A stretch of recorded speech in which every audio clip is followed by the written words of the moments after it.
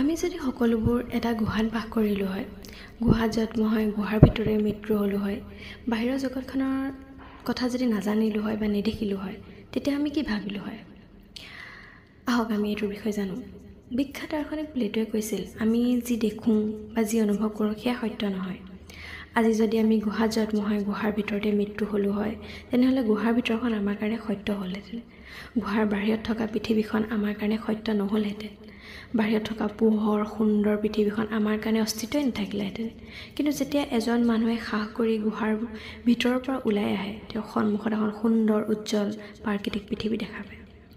এতিয়া গুহা মানে হ'ল আমাৰ মায়াৰ জগতখন, য'ত আমি দেখা শুনা বস্তুবোৰে বিশ্বাস কৰোঁ। প্লেটোৱে কৈছিল, শিক্ষাই মানুহক এই গুহাৰ ভিতৰৰ পৰা উলিয়াই আনে আৰু এখন সুন্দৰ পৃথিৱী জ্ঞান দিয়ে আৰু অজ্ঞানতা দূৰ কৰে। বৰ্তমান তুমি আৰু মই সেই গুহাৰ মানুহখিনি যি দেখোঁ তাকে বিশ্বাস কৰোঁ। সত্যৰ সন্ধান কৰাটো হৈছে গুহাৰ পৰা বাহিৰলৈ ওলাই অহা, আৰু যেতিয়া তুমি বাহিৰলৈ ওলাই আহিবা তেতিয়া দেখিবা এখন সুন্দৰ সত্যৰ পৃথিৱী, য'ত সত্য থাকিব। আমি যদি